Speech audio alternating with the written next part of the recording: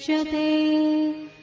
पूर्णस्य पूर्णमादाय पूर्णमेवावशिष्यते। ॐ शान्ति शान्ति शान्तिः। करारविन्देन पदारविन्दं मुखारविन्दे विन्वेशयन्तं वटस्य पत्रस्य पुटे शयानं बालं मुकुन्दं मनसा स्मरामि। श्री कृष्ण वंदे जगद्गुरु।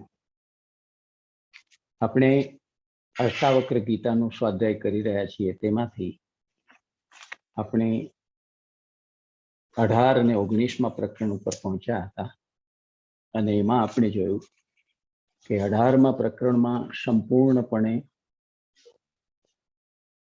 આત્મરામ, જેમને આવા આધ્યાત્મમાં આગળ વધીને પોતાના નિજત્વને પામવું છે, તે લોકો જે છે તેનું લક્ષ્ય શું હોઈ શકે, તેનું ગોલ શું હોઈ શકે, તે વિસ્તારથી સમજાવ્યું. 100 શ્લોકમાં બહુ જ વિગતમાં જઈને એમણે સમજાવ્યું કે એમના જીવનનું ધ્યેય, કે એમના જીવનનું લક્ષ્ય શું હોઈ શકે. ત્યાર પછી 19મા પ્રકરણમાં એમણે આ શેલ્ફનું, પોતાના નિજત્વનું જે ગૌરવ છે તે આખું ગૌરવ સમજાવ્યું. The grandeur of the self જેને આપણે કહીએ તેની ચર્ચા એમણે કરી 8 શ્લોકમાં. અને એમ કરીને એમણે સમજાવવાનો પ્રયત્ન કર્યો કે જનકના મુખે અષ્ટાવક્ર મુનિ જ્યારે આટલી બધી વાત એમને કરે છે, ત્યારે હવે પરમ જ્ઞાની એવા જનક મુનિ એમાંથી જે પ્રાપ્ત કરે છે અષ્ટાવક્ર મુનિના ઉપદેશમાંથી, તો હવે એનો જે છે તે સંતોષનો, આનંદનો જે ઉદ્ગાર છે તે વ્યક્ત થાય છે અને કહે છે કે હે ગુરુદેવ, તત્વજ્ઞાન રૂપી માણસો લઈને હૃદયના અંદરના ભાગમાંથી અનેક પ્રકારના સ્પર્શ રૂપી કાંટાઓ મારા વડે ખેંચી કઢાયા છે.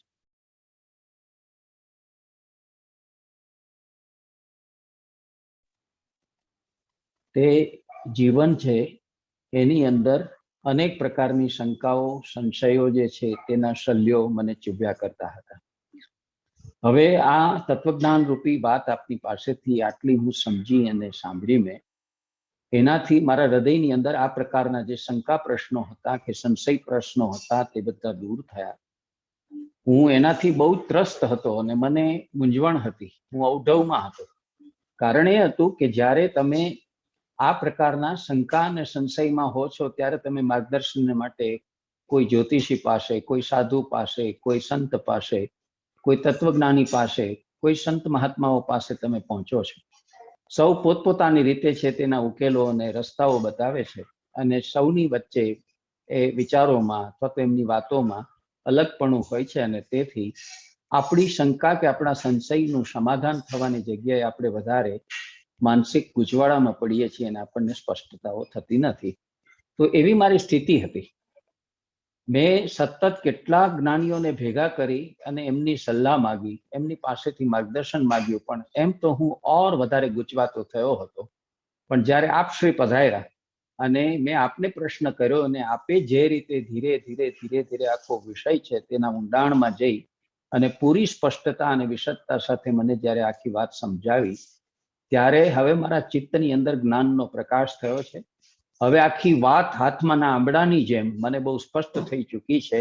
એટલે મારા હૃદયમાં જે પણ પ્રકારના શંકા અને સંશયના જે કંઈ વમળો હતા બધા શાંત થઈ ગયા છે. અને હવે મારું હૃદય પણ એકદમ નિર્મળ થયું છે. હવે હું કોઈ અવઢવમાં, હવે કોઈ હું ભાવ દ્વિધામાં કે એમ્બિવેલન્સમાં નથી. પછી કહે છે કે પોતાના મહિમામાં સ્થિત બનેલા મારા માટે અત્યાર સુધી અમે અમારા પોતાના અંદર, અમારી પોતાની જાતમાં, અમારા નિજત્વની અંદર સ્થિર નહોતા. અને એટલે અમે જે છે તે બાહ્ય જગતમાં જે કંઈ શાસ્ત્રોમાં વાત વાંચી હતી અથવા તો જે લોકો પાસેથી, વિદ્વાનો પાસેથી સાંભળી હતી, એ બધી વાતને અનુસરીને ચાલતા હતા. એટલે અમે એમ સમજતા હતા કે જીવનમાં 4 વર્ણનું પાલન કરવાનું છે, 4 આશ્રમોનું પાલન કરવાનું છે, ધર્મ, અર્થ, કામ અને મોક્ષની સાધના ચાર પુરુષાર્થો કરવાના છે. જીવનમાં જે છે તે દ્વૈત છે, તો એ દ્વૈતમાંથી અદ્વૈતની દિશામાં જવાનું છે. એ માટે વિવેક કરવાનો છે. પણ હવે સમજાય છે કે આ બધા પણ આપણા મનના ખેલ જ છે. દ્વૈત અને અદ્વૈતની વાત, વિવેક અને અવિવેકની વાત, ધર્મ અર્થ કામ અને મોક્ષની વાત, એ બધી પણ આપણે આખરે તો આપણા મનની ભ્રમણાઓ અને કલ્પનાઓ છે. જેમણે પોતે એક પાયાની વસ્તુ સમજી લીધી છે કે મારે બીજું કશું કરવાનું નથી, મારે મારા પોતાના સુધી પહોંચવાનું છે. બીજાઓ સુધી, જગત આખા સુધી, સમસ્ત વિશ્વમાં આખી માનવજાત સુધી પહોંચવા માટે આપણે બહુ મથામણો કરીએ છીએ.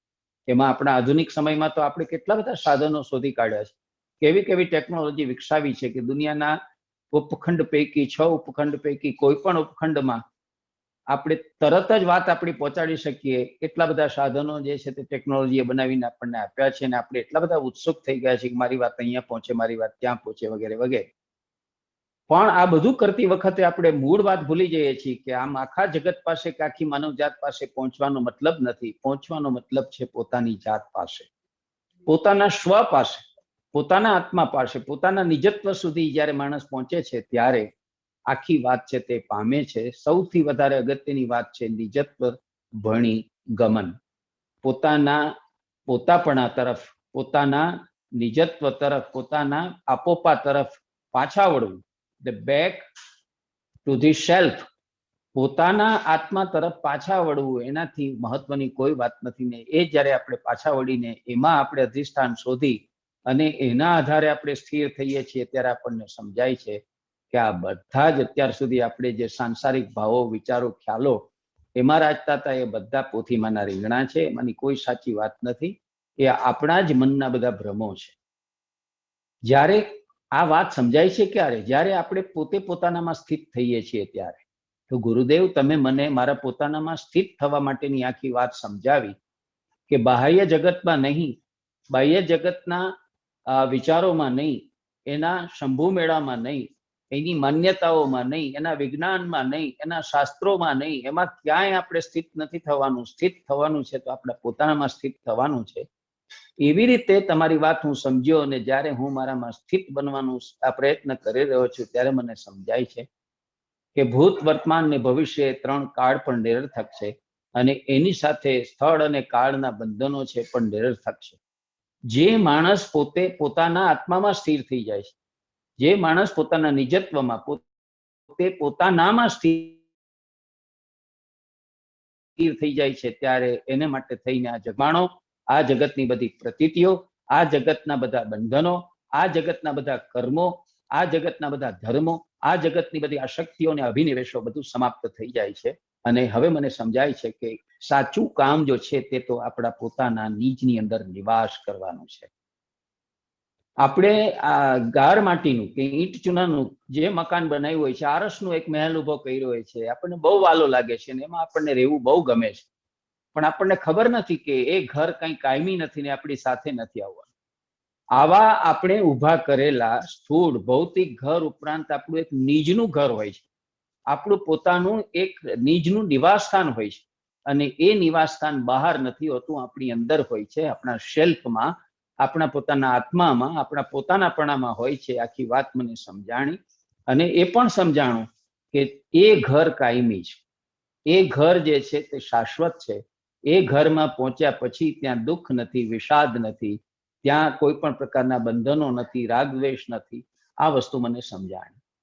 જ્યારે હું મારા પોતાના મહિમામાં સ્થિર થયો ત્યારે મને ચોખ્ખો ભેદ સમજાણો કે આ જગતમાં રહે શાસ્ત્રોના ઉપદેશથી આ આત્મા કહેવાય ને આ અનાત્મા કહેવાય, આ અસત અને આ સત, આ શુભ અને આ અશુભ, આ ચિંતા અને આ ચિંતા નહીં પણ આ પ્રસન્નતા, આવા બધા દ્વંદ્વોમાં હું રાજતો તો એ ભેદો પણ મારા મનમાંથી નીકળી ગયા.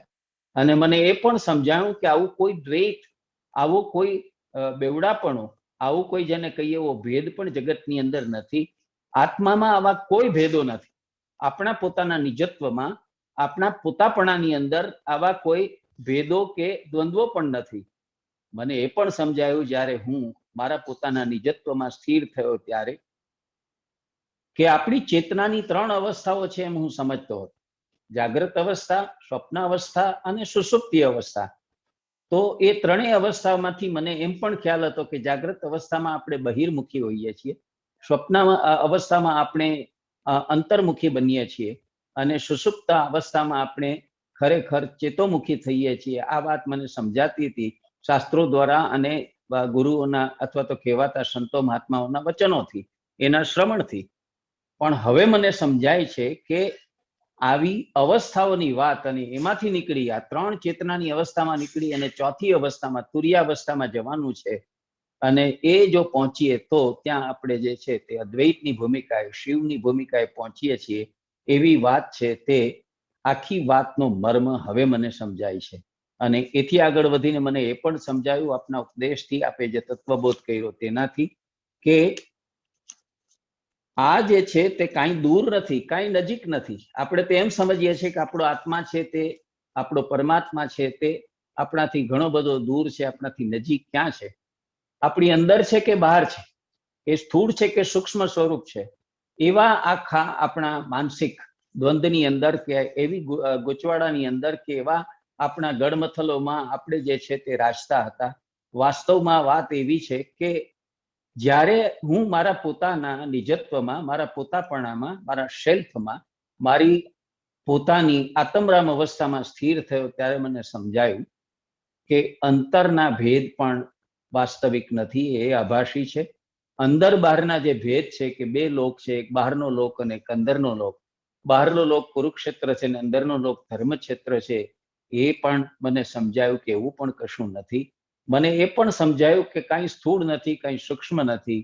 આત્માને આ પ્રકારના કોઈ દ્વંદ્વ નથી, કોઈ ભેદાભેદ નથી. આપણે જ્યાં સુધી સંસારમાં અજ્ઞાનમાં જીવતા હોઈએ છીએ અને અજ્ઞાનમાં ભટકતા હોઈએ છીએ ત્યાં સુધી આવા બધા ભેદો, આવા બધા દ્વંદ્વો આપણા મનની અંદર રાચે છે. મને એ પણ સમજાયું ગુરુદેવ, જ્યારે હું મારા પોતાના સેલ્ફમાં, મારા અંતરાત્મામાં, મારા નિજત્વમાં સ્થિર થયો ત્યારે, કે આ જીવન કે છે તે શું છે અને મૃત્યુ કે છે તે શું છે, આ લોકો કે છે તે શું છે, સમાજ કે છે તે શું છે અને સામાજિક વ્યવહારો કે છે તે શું છે, આ બધા એનો લય કેવી રીતે થાય, એમાંથી મુક્ત કઈ રીતે થવાય, કઈ રીતે આપણે સમાધિસ્થ થઈ શકીએ, આ બધી વાત પણ મને સમજાયું કે વાસ્તવમાં નથી જન્મ, નથી મૃત્યુ, નથી બંધનો, નથી કોઈ લોક વ્યવહારો. આ બધું પણ આપણા પોતાના આવા અજ્ઞાનથી ઊભા કરેલા, આપણે જ ઊભા કરેલા કમઠાણો છે. વાસ્તવમાં આત્માને આમાંનું કાંઈ સ્પર્શતું નથી. આપણા નિજત્વને, આપણા પોતાપણાને, આપણા આપોપાને આમાંથી કાંઈ સ્પર્શતું નથી. અને મને સમજાય છે કે જીવન અને મૃત્યુ એનો આપણે રચેલો ખ્યાલ છે તે પણ પોકળ છે. એની સાથે સાથે લૌકિક અને અલૌકિક એવો જે ભેદ આપણે કર્યો છે તે પણ પોકળ છે. અને આપણે જે છે તે આપણે આનો લય કરવાનો છે, તેનો લય કરવાનો છે, ને એમ કરીને આપણે સમાધિસ્થ થવાનું છે, એ વાત પણ બધી પોકળ છે. વાતમાં કઈ માલ નથી. જ્યારે આપણે સાચું તત્વ સમજી લઈએ છીએ ત્યારે આપણને સમજાય છે કે આમાંથી કોઈ વાત છે તેની અંદર સાર નથી. અને છેલ્લે એક વાત એ કરે છે, બહુ અગત્યની વાત કરે છે કે હું જ્યારે મારા પોતાના આત્મામાં, હું જ્યારે મારા પોતાના નિજત્વમાં વિશ્રાંત થયો, એટલે કે એમાં શાંત થયો, એમાં અધિષ્ઠિત થયો, એમાં મેં આધાર લીધો, આશ્રય લીધો, ત્યારે મારા માટે થઈને ધર્મ અર્થ કામરૂપ ત્રિવર્ગની વાત ખતમ થઈ ગઈ. મને સમજાયું કે અત્યાર સુધી સંસારમાં રહે ધર્મની સાધના કરવાની છે, અર્થની સાધના કરવાની છે, કામની સાધના કરવાની છે, આવી બધી વાતોમાં હું જે રચ્યો પચ્યો રહેતો તે બધી વાત પૂરી થઈ ગઈ.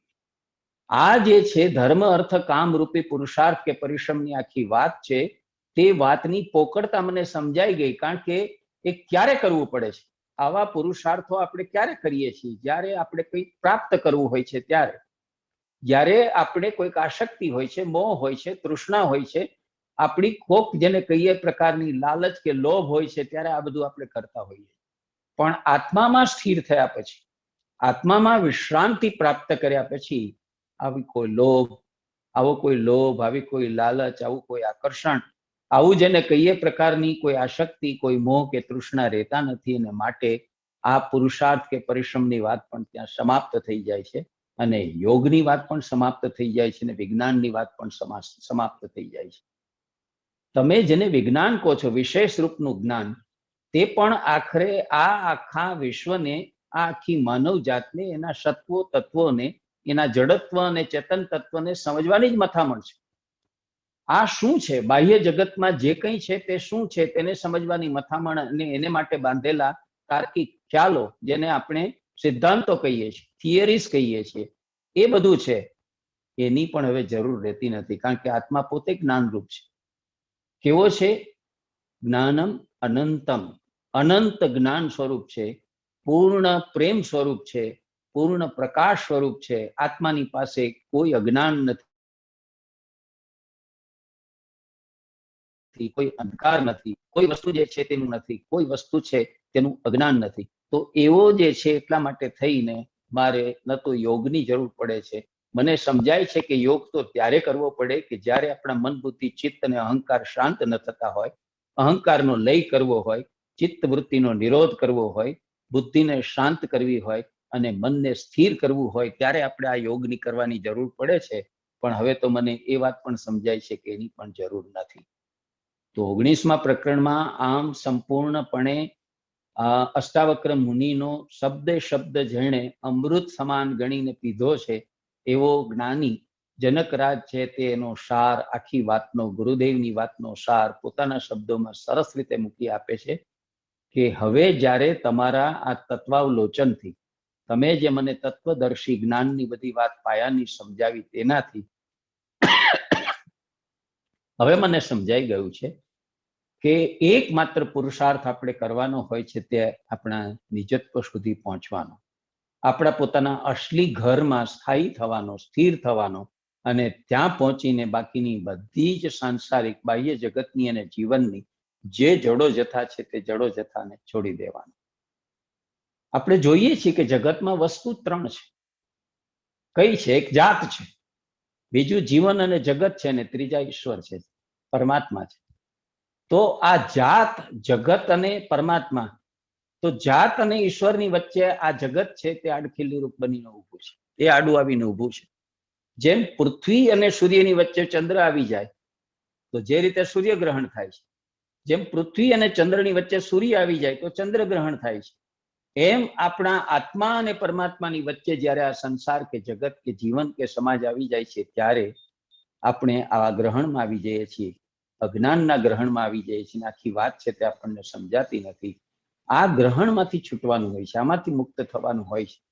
એટલે કે આપણી પોતાની જ્ઞાનાંધતા, આપણી પોતાની મતાંધતા, આપણે મતોથી, અભિપ્રાયોથી, વિચારોથી, જ્ઞાનથી અજ્ઞાની હોઈએ છીએ, આંધળા હોઈએ છીએ. ડોગ્મેટિઝમ આપણામાં આવી ગયું હોય છે. હું આમ માનું છું આ બરાબર છે, હું આમ સમજ્યો છું આ બરાબર છે. આવી બધી સ્થિતિમાં જે આપણે આવી જઈએ છીએ તે યોગ્ય નથી. એ વાત મને સમજાય છે. ખરી જે આપણી પરિશ્રમની વાત છે કે ખરો જે આપણે પુરુષાર્થ છે તે સ્વ સુધી પહોંચવાનો છે. આપણે એક શાયરે એમ કહ્યું હતું કે મને જીવન અને મરણની ખબર છે. મને જીવન અને મરણની ખબર છે. શું? તો કે કબર પર ફૂલો ને ફૂલો પર કબર રહેલી છે. હવે એણે કવિની રીતે આખી વાત કરીને એણે એમ પણ કીધું કે જીવનની આખી જે યાત્રા છે તે ઘરથી કબર સુધી છે. તો માટીના માણસ છીએ, જન્મ લઈએ છીએ, મૃત્યુ પામવાના છીએ અને ધરતીમાં આપણે ઓગળી જવાના છીએ. જે માટીના કણમાંથી પેદા થયા છીએ, માટીના કણમાં પાછા ઓગળી જવાના છીએ. આવું જે ટૂંકું અલ્પ આયુષ્ય વાળું આપણને જે જીવન મળ્યું છે તેને આપણે કાયમી માની લીધું છે, તેને આપણે હર હંમેશનું શાશ્વત માની લીધું છે. એના મોહમાં, એની આસક્તિમાં આપણે પડી ગયા છીએ. પણ આપણે એ ભૂલી ગયા છીએ એ વખતે કે ભાઈ આ શરીર જ, આ ઇન્દ્રિયો જ, એની અંદર રહેલા મન, બુદ્ધિ, ચિત્ત અને અહંકાર જેવા અંદરના સાધનો એ તમને ગેરમાર્ગે દોરી રહ્યા છે. એ તમને સાચા ખોટા કર્મો કરાવે છે ને એ કર્મના બંધનો ઊભા થાય છે અને તમારે જન્મ મરણના ચક્રની અંદર ફરવું પડે છે, રાગ દ્વેષ અનુભવવા પડે છે, સુખ દુઃખ અનુભવવા પડે છે. એ આખી વાત આપણને સમજાય છે. હૃદય ગ્રંથિ છૂટી જવી એટલે કે હૃદયની ગાંઠો છૂટી જવી, એનો અર્થ જ એ છે કે અજ્ઞાનનું પોટલું છે તે છૂટી જવું. જે અજ્ઞાનની ભારી લઈને આપણે ફર્યા કરીએ છીએ, ઊંચકીને આપણે ફર્યા કરીએ છીએ, તો આપણી સ્થિતિ કેવી છે? નરસિંહ મહેતા કહેતા હતા તેમ કે હું કરું તે જ અજ્ઞાનતા, શકટનો ભાર જેમ શ્વાન તાણે. આખું ગાડું મારથી ભરેલું હોય, શકટ એટલે ગાડું, એની અંદર ઘણા બધા ટોપલાઓ ભરેલા હોય, ઘણી બધી વસ્તુઓ છે તે મૂકેલી હોય, ઘણું ભારે થઈ ગયું હોય ગાડું, પણ ગાડાની નીચે ચાલતો કૂતરો તો એમ સમજે કે આખો ભાર હું જ વેંઢારીને ચાલું છું. વાસ્તવમાં એ કૂતરાને ગાડું અડતુંય નથી હોતું, કૂતરાની પીઠ ઉપર એ ગાડું આધારિત નથી હોતું, કૂતરો એને ભાર વેંઢારી એને ખેંચતો નથી હોતો, અને છતાંય પોતે આવા અહંકારથી અને અજ્ઞાનથી આ રીતે ગાડું હંકારી રહ્યો છે એવું માને છે, એના જેવી આપણી સ્થિતિ છે. આપણે બિલકુલ સકટની નીચે ચાલતા મૂર્ખ મૂઢ કૂતરાની જેવી સ્થિતિમાં, અજ્ઞાનની સ્થિતિમાં ચાલી રહીએ છીએ. હું કરું એ જ અજ્ઞાનતા. મારે આ કરવું છે ને મારે તે કરી લેવું છે, મારે વર્ણ ધર્મનું પાલન કરવું છે, આશ્રમ ધર્મનું પાલન કરવું છે, 4 પુરુષાર્થો કરવા છે, મારે આ રીતે પત્ની, પતિ, સંતતિ, સંપત્તિ, પ્રતિષ્ઠા, આબરૂ, સત્તા બધું પ્રાપ્ત કરવું છે. આવા બધા વલખા આપણે માયરા કરીએ છીએ. એ જ આપણું નર્યું અજ્ઞાન છે. એ જ આપણા જીવનમાં મલરૂપ, વિક્ષેપરૂપ અને આવરણરૂપ બનીને આપણને પરમાત્માની પાસે નથી લઈ જતું. આત્મા પરમાત્મા વચ્ચે જે અભેદ છે એ અભેદનું દર્શન આપણને થઈ શકતું નથી. એટલે નિજમાં નિમગ્ન થવું, પોતાના અસલી ઘરમાં પાછા વળવું, આ સૌથી મોટો પુરુષાર્થ છે. તે વાત 19મા પ્રકરણે આપણને સમજાવી. અને હવે છેલ્લા પ્રકરણમાં, 20મા પ્રકરણમાં એક પરિપૂર્ણ અવસ્થા આપણી ક્યારે આવે છે, એવી પરિપૂર્ણ અવસ્થા છે તે કેવી હોય છે, એની વાત જનકના મુખે છે તે અષ્ટાવક્ર મુનિ પાસે પ્રગટ કરી છે જનકે આપણા વતી, અને આપણને સમજાવ્યું છે કે ધ એબ્સોલ્યુટ સ્ટેટ કેવું હોય. આવું નિરપેક્ષ, આવું નિરાકાંક્ષી, આવું નિષ્પૃહ, આવું નિર્લેપ એવું આપણું જે જગત છે અથવા આપણી જે સ્થિતિ છે તે કેવી હોય એ હવે સમજાવવા માંગે છે. આપણી અશેષ અવસ્થા, આપણી પરિપૂર્ણ અવસ્થા, એવી પરિપૂર્ણ અવસ્થાનું ચિત્ર હવે આપે છે. ક ભૂતાની, ક દેહો, વા કવેન્દ્રિયાણી, ક વા મનઃ, ક્વ શૂન્યમ, ક્વ ચ નૈરાશ્યમ, મત સ્વરૂપે નિરંજને. હે ગુરુદેવ, હવે આટલી તમારી જ્ઞાન ચર્ચા પછી તમે મને જે એકદમ પાયાનું જ્ઞાન આપ્યું ને સમજ આપ્યું, એનાથી મારી સમજ ચોખ્ખી થઈને મને સમજાણું કે મારું પોતાનું સ્વરૂપ તો નિરંજન છે. નિરંજનનો અર્થ છે કોઈ પણ પ્રકારના ડાઘડૂગ વિનાનું, કોઈ પણ પ્રકારના કલંક વિનાનું, સ્પોટલેસ, એટલે કે નિર્મળ છે. મારું સ્વરૂપ નિરંજન એટલે કે નિર્મળ છે. તો પછી મારા શરીરની અંદર રહેલા 5 ભૂતો ક્યાં અને દેહ ક્યાં, ઇન્દ્રિયો ક્યાં અને મન ક્યાં, શૂન્ય ક્યાં અને નિરાશા ક્યાં, આ બધી જ વાતો અત્યાર સુધી મને નથી સમજાણી, હવે બહુ સ્પષ્ટ સમજાય છે કે જો હું આત્મ સ્વરૂપ છું, હું પોતે પરમાત્માનો અંશ એવો આત્મ સ્વરૂપ છું, તો હું તદ્દન નિર્મળ છું. મને કોઈ પણ પ્રકારના મળ, મને કોઈ પણ પ્રકારના વિક્ષેપ, મને કોઈ પણ પ્રકારના બંધનો સ્પર્શતા જ નથી, અડતા જ નથી. તો હવે હું આ મારું જે પંચભૂતથી બનેલું જે કઈ શરીર કે કલેવર છે, આ જે પૂતળું છે મારું, એને સાચું કેવી રીતે માનું? એની અંદર રહેલી ઇન્દ્રિયો છે, 5 જ્ઞાનેન્દ્રિયો અને 5 કર્મેન્દ્રિયો, એને સાચી કઈ રીતે માનું? આ મારા મન, બુદ્ધિ, ચિત્ત અને અહંકાર જેવા અંતકરણો છે, એની અંદર આશા નિરાશા જન્મે છે, શૂન્યતા આવે છે, નિર્વાણ આવે છે. આ બધી વાતો હું હવે ક્યાં સમજુ છે? આ બધી જ વાત છે તે ઉપર છલ્લી છે. આ બધી જ વાત છે તે ખરેખર આપણે ઉપજાવી કાઢેલી છે, આપણે તર્કથી ઊભી કરેલી છે. વાસ્તવમાં મને સમજાય છે કે જે ક્ષણે આપણને સમજાઈ જાય કે આપણે પોતે નિરંજન, નિરાકાર, નિષ્પૃહ અને આપણે સંપૂર્ણપણે સાક્ષી ભાવે જીવી શકીએ એવો આત્મા છીએ, ત્યારે આ વસ્તુ રહેતી નથી. આમાંની કોઈ વસ્તુ રહેતી નથી. શરીરનું ભાન રહેતું નથી, ઇન્દ્રિયોનું ભાન રહેતું નથી, એના આગ્રહો કે એના કદાગ્રહો આપણી પાસે ટકતા નથી કે આવતા નથી. ઇન્દ્રિયોના ઉદ્માતો અને તોફાનો આપણને ડિસ્ટર્બ કરી શકતા નથી.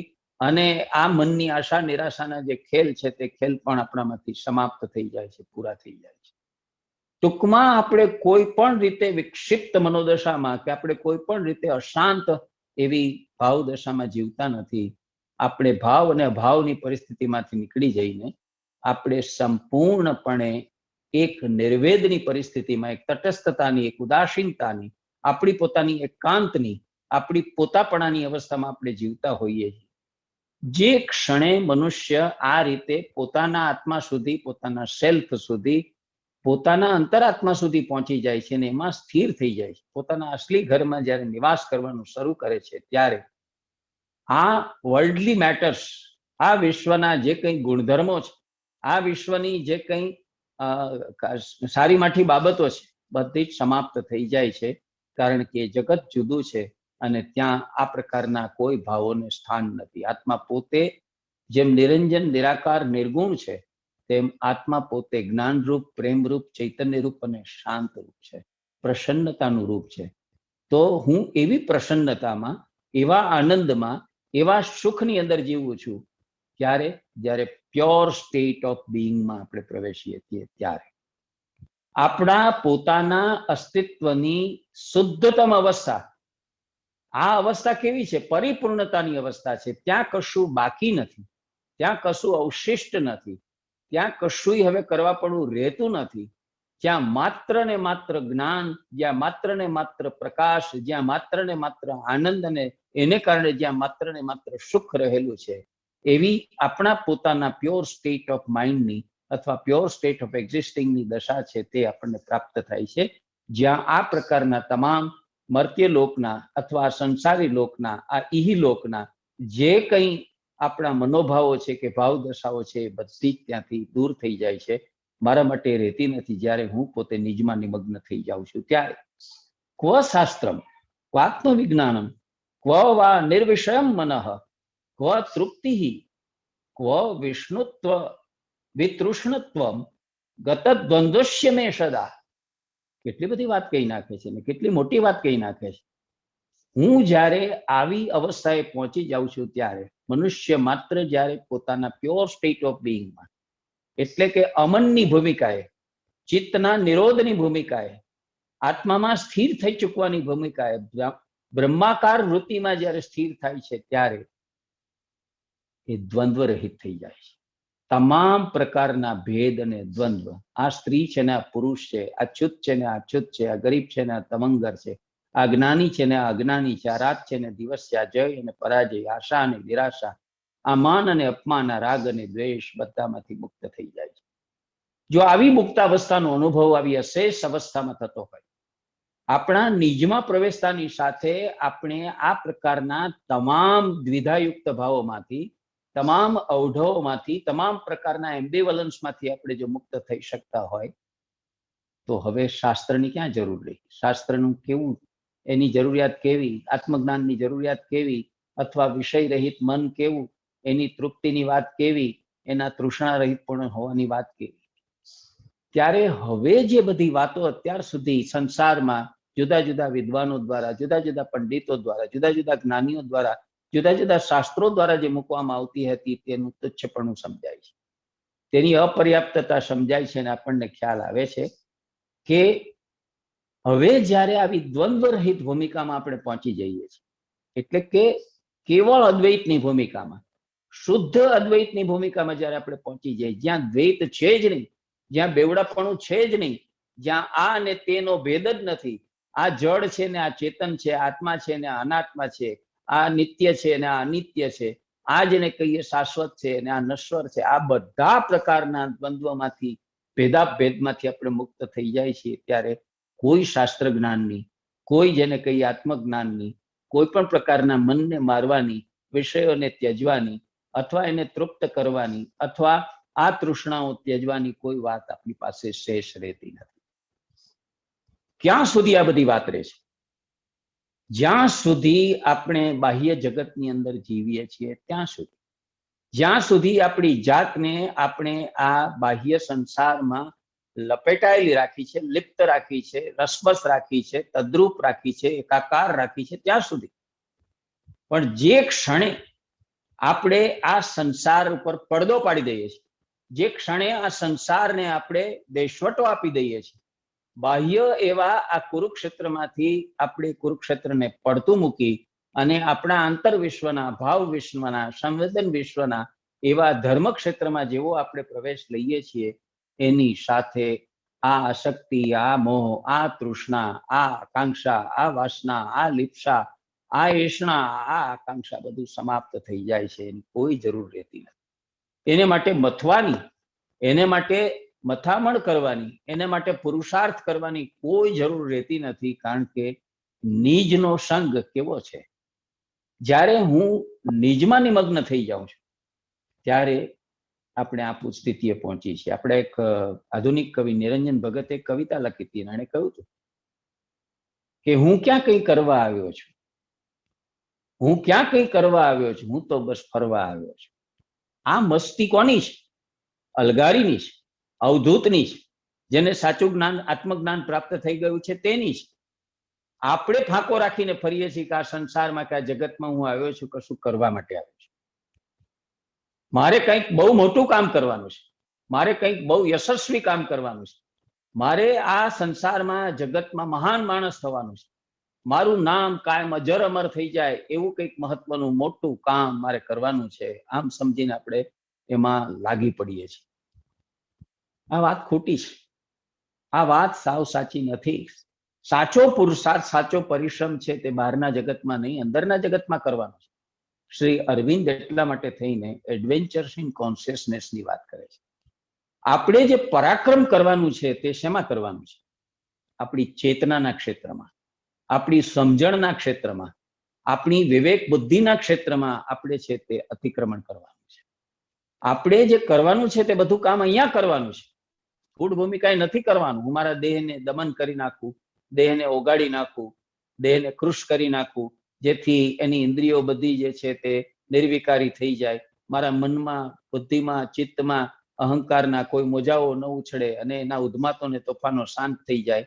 એ સાચી વાત નથી. એ યોગ્ય રસ્તો નથી. યોગ્ય રસ્તો કયો છે?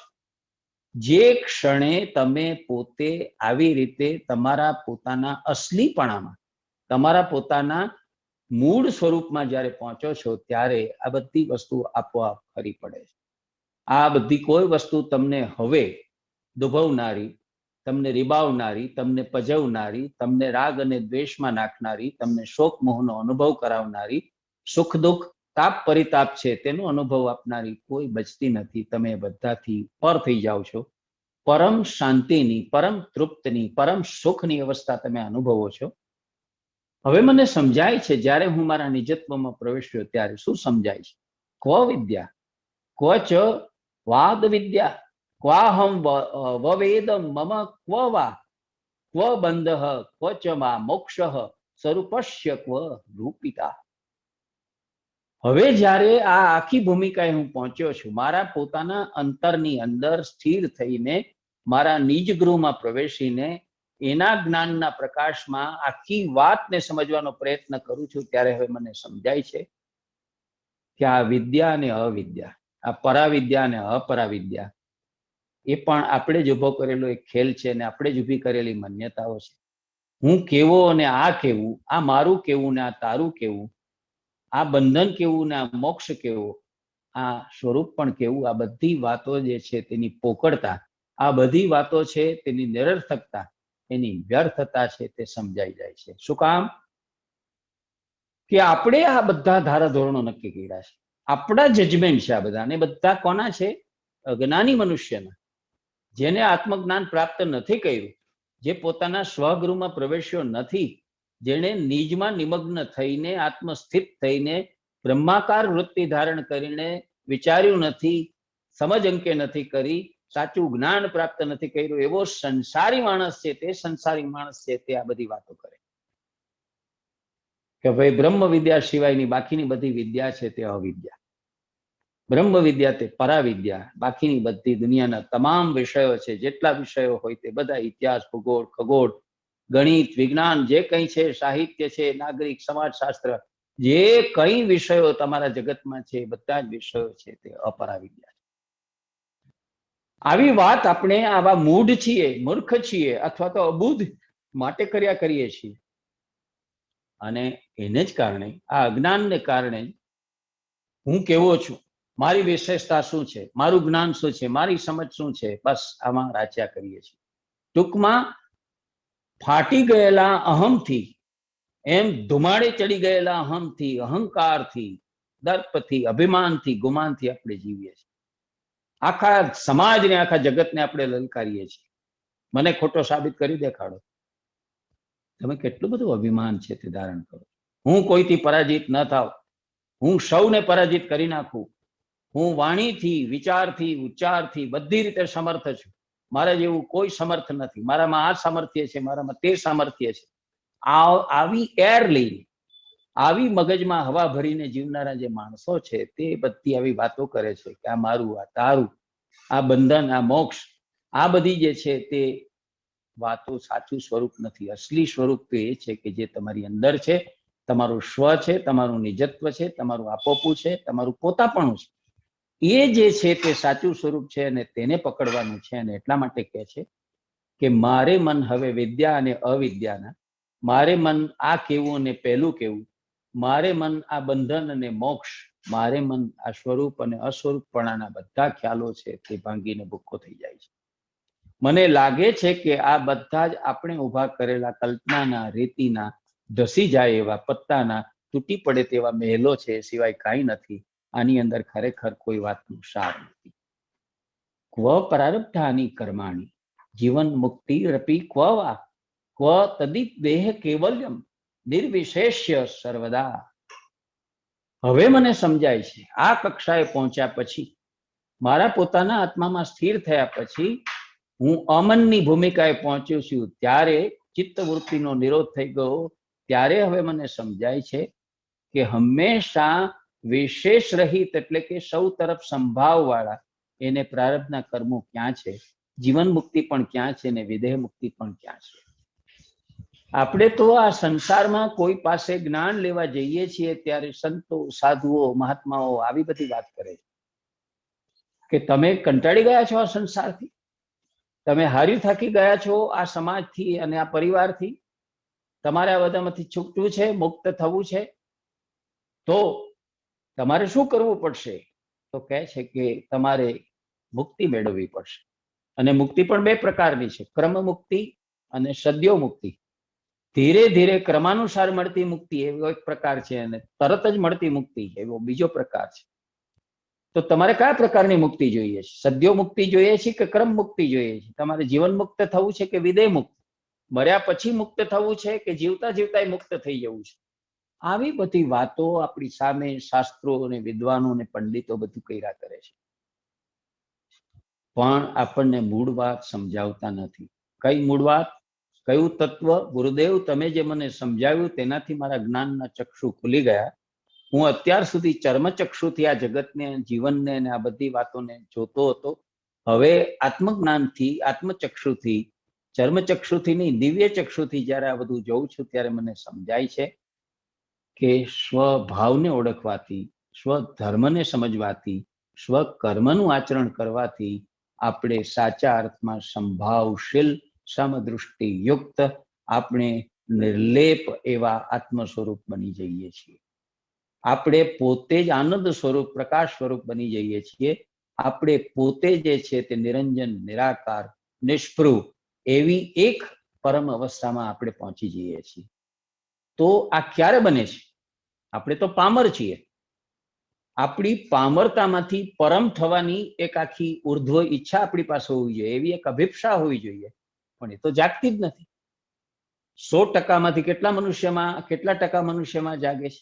હું પામર છું એ વાત સ્વીકારવા કેટલા તૈયાર? અને પોતાની આવી પશુ સહજ, પ્રાણી સહજ, પંખી સહજ, જીવ સહજ, જંતુ સહજ જે કંઈ પામરતાનો ખ્યાલ છે તે કેટલા સમજે છે, કેટલા જાણે છે, કેટલા સ્વીકારે છે? આવી અવસ્થામાંથી છૂટીને પરમની અવસ્થાએ પહોંચવું છે. સાચો પુરુષાર્થ તો આ છે કે નર તો છીએ પણ નર રહેવું નથી, નરોત્તમ નથી થવું, નર પુંગવ નથી થવું, નારાયણ થવું છે. નરમાંથી નારાયણ જ્યારે આપણે બનવું હોય ત્યારે એક રાખના રમકડા છીએ, એની અંદરથી પરમ ચૈતન્યમય અવસ્થામાં આપણે પહોંચવું હોય ત્યારે, ટૂંકમાં મૃણમય અવસ્થામાંથી ચિન્મય અવસ્થામાં જ્યારે આપણે પહોંચવું હોય ત્યારે આપણે આ રીતે જીવન મુક્તિ અને વિદેહ મુક્તિની વાતો પણ આપણને પોથીમાંના રીંગણા જેવી લાગે છે. આપણને પ્રારબ્ધ કર્મો શું છે ને કેમ છે એ બધી વાતો વળગે છે ને આપણે એને મમડાવ્યા કરીએ છીએ કે વાગોડ્યા કરીએ છીએ. વાતમાં કંઈ માલ નથી. સાચી વાત તો એ છે કે નિજને ઓળખો, નિજને પામો, નિજને સમજો, નિજ ઉપર સ્થિર થાવ અને એની દૃષ્ટિથી, એના ચક્ષુથી આ બધી વાતને જોવા, સમજવા અને સ્વીકારવાનો પ્રયત્ન કરો. જ્યાં સુધી તમે આત્માની ભૂમિકાએ સ્થિર રહીને કશું બોલતા નથી, કશું કરતા નથી, ત્યાં સુધી તમારા બધા જ જે ઉચ્ચારો, આચારો અને વિચારો છે તે બધા સ્થૂળ રહેવાના છે, બધા નાશવંત રહેવાના છે.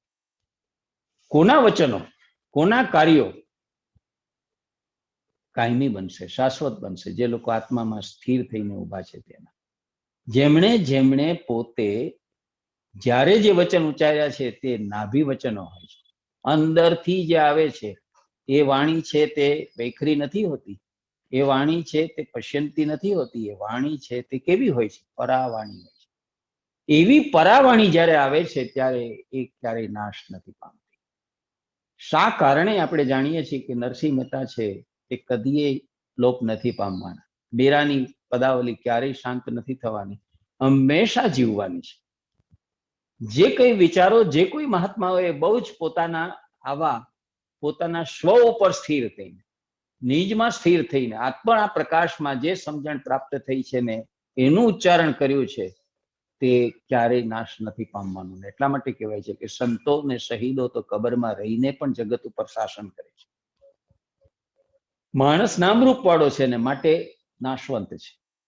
જેનું નામ એનો નાશ, બધું જ આ જગતનો નિયમ છે. પણ એણે રજૂ કરેલા વિચારો એ નાશ નથી પામતા, સતત ગતિશીલ રહે છે, સતત પ્રવાહી રહે છે, સતત સરકતા રહે છે અને અનંત યાત્રા કરતા રહે છે. કેમ? બધા વિચારો નહીં, એવા જ વિચારો, એવી જ વાત, એવી જ ભાવનાઓ, એવું જ દર્શન ટકે અને નભે છે કે જેની અંદર આ પ્રકારે આત્મામાં સ્થિર થઈને એણે નાભીમાંથી ઉચ્ચારેલા હોય. આ હોઠથી બોલાયેલા શબ્દો નહીં, આ કંઠથી નીકળેલા શબ્દો નહીં, આ હૃદયમાંથી નીકળેલા શબ્દો નહીં, નાભીમાંથી નીકળેલા શબ્દો. જે આપણું મૂલાધાર છે, મૂલાધારમાંથી પ્રગટ થયેલા જે શબ્દો છે ને, જે સમજ છે તે નીકળે છે, ત્યારે આપણને બધું સમજાય છે કે આ જીવતા જીવતા મુક્તિની વાત પણ બોગસ છે, મર્યા પછી મુક્તિ પામવાની વાત બોગસ છે. આ બધી વાતોમાં આપણે જ્યારે પડીએ છીએ ત્યારે આપણા પ્રારબ્ધ કર્મોએ આમ થયું ને પ્રારબ્ધ કર્મોએ તેમ થયું આપણે માનીએ છીએ. તમારો ખરો પરિશ્રમ અને પુરુષાર્થ જો હોય અને તમે પોતે તમારા નિજત્વ સુધી, તમારી અસ્મિતા સુધી જો પહોંચી જતા હો તો પ્રારબ્ધ પણ તમારી પાસે ફીફા ખાંડે છે. તમારું પ્રારબ્ધ પણ અવડામાંથી સવડું થઈ જાય છે. પ્રારબ્ધના કોઈ દુષ્ટ ફળો છે પણ તમારે ભોગવવાના રહેતા નથી. આવું મને સમજાય છે ગુરુદેવ. અને પછી મને એ પણ સમજાય છે કે ક્વ કરતા, ક્વ ચ વા ભોગતા, નિષ્ક્રિયમ સ્ફુરણમ ક્વ વા, ક્વ પરોક્ષમ ફલમ વા ક્વ નિસ્વભાવસ્ય મે સદા. શું કહે છે?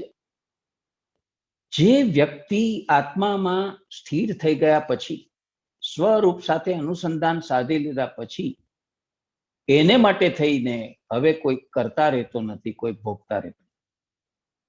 આ વસ્તુનો હું કરનારો છું, આ વસ્તુ હું કરી રહ્યો છું મારી સમર્થતાથી, મારી આવડતથી, મારી વિશેષતાથી, એમ પોતાનું કરતાપણું આગળ ધરનારો કોઈ રહેતો નથી. આ વસ્તુ છે એનું ફળ હું જ ભોગવવાનું, એ મારા માટે જ છે, મારા સિવાય કોઈ એને સ્પર્શ નહીં કરી શકે, એને ભોગવી નહીં શકે, એવું માનનારો ભોગતા પણ રહેતો નથી. નિષ્ક્રિયતા અથવા સ્ફુરણ પણ કેવું અને પ્રત્યક્ષ ફળ પણ કેવું. મને ખબર છે કે આપણે કાંઈ પણ કરીએ તો એનું ફળ તો મળે. કારણ હોય તો ક્રિયા થાય, અને કારણ વગર કશું થતું નથી. તો હું જે કંઈ કર્મો કરીશ એ કર્મનું કોક ને કોક તો પરિણામ, કોક ને કોક તો ક્રિયા પરિણામ આવવાનું છે, એનું ફળ તો આવવાનું છે. એ ફળની વાત જે છે, સક્રિયતા અને નિષ્ક્રિયતાની જે વાત છે કે એને માટે થઈને તમે જાગૃત બનો, સમજદાર બનો, વિદગ્ધ બનો, વિચક્ષણ બનો, અને જે કર્મ કરો તે 10-10 ગણને ગણીને કરો, બહુ જોઈ વિચારીને કરો. તો એવા કર્મો જે છે તે આપણને બંધન કરે કે ના કરે?